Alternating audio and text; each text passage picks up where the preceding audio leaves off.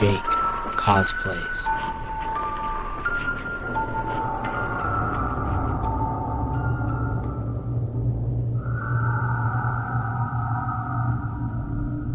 I love werewolves. I've always loved werewolves, even though, even just anthropomorphic, half-man, half-things. I love mutants, Ninja Turtles. I love mutants that turn into this. And when it comes to hearing about this next tale, I am baffled that this is actually a thing, that this is historical evidence that it happened. And not only that, because of Twilight series with werewolves and Jacob being a werewolf, Alicia Nessman, Shortness Cosplays, loves werewolves too, in that sense. And that is a hilarious book and book franchise that is gonna get a new franchise. And I would love to see those movies in theaters with her. But I bet that's gonna be definitely, oh, see that? That's not true.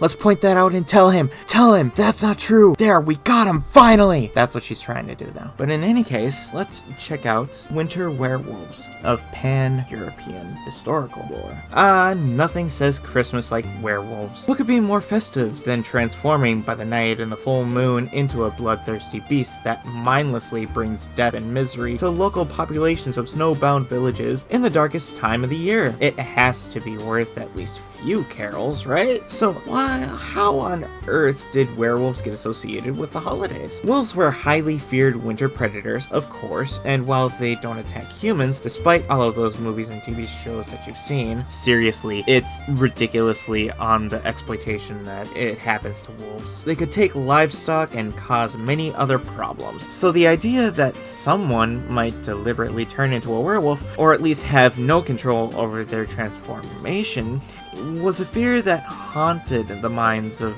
many of European and beyond the centuries. In some areas, it was dangerous to even say the word wolf between Christmas and Epiphany, because people were afraid that doing so would summon them, or rather their lycanthropic counterparts. Many people believed it was better never to say the word wolf in December at all, just to be sure. To make matters worse, traditional folk believe in Germany, Italy, and Romania held that if one was unfortunate enough to be born on Christmas Day, especially at the stroke of midnight. My father's mother was actually born, true story, on December 25th, and that's why my dad loves Christmas, and why I think Alicia Nessman, Alicia Shortness Cosplays would actually get along with my dad very well. One was at a far higher risk of becoming a werewolf because that day was set aside for Christ alone. Sure, if you believe in him, and no one else should be born then. Not that this is something an individual can control, of course,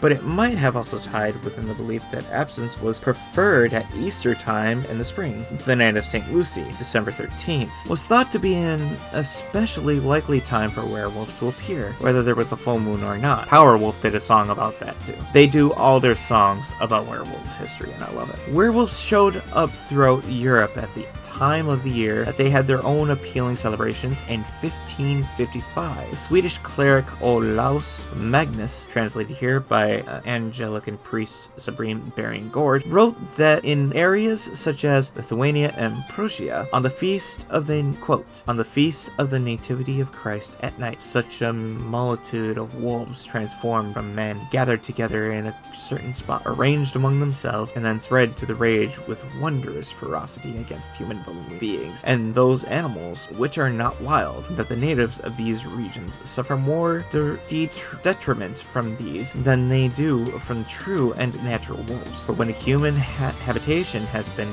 detected by them isolated by the woods, they besiege it with atrocity, driving to break in the doors, and even in the event of their own doing so, they devour all the human beings, and every animal which is found within. They burst into the beer cellars, and there they empty the turns of beer or mead, and pile up the empty casks one above another in the middle of the cellar, thus showing their differences from natural and genuine wolves." Unquote. Drunk werewolves? That makes the whole situation even worse. There was also a late medieval Baltic legend about a boy with a lame leg who would summon the devil's followers to a general holiday meeting, which was not optional, by the way. Anyone who refused or was slow to respond would be lashed with with an iron whip to get them there. At said gathering, anyone transformed into wolves and then went off to commit mayhem, presumably to ruin the holidays for everyone else. Yeah, Christmas werewolves were once a big deal. Definitely a big deal. Greetings, my friends. Please take a moment to like this video, subscribe to the channel, and click the bell icon on new video releases. If you want to support elsewhere, purchase merch in the link provided on the video. What was that?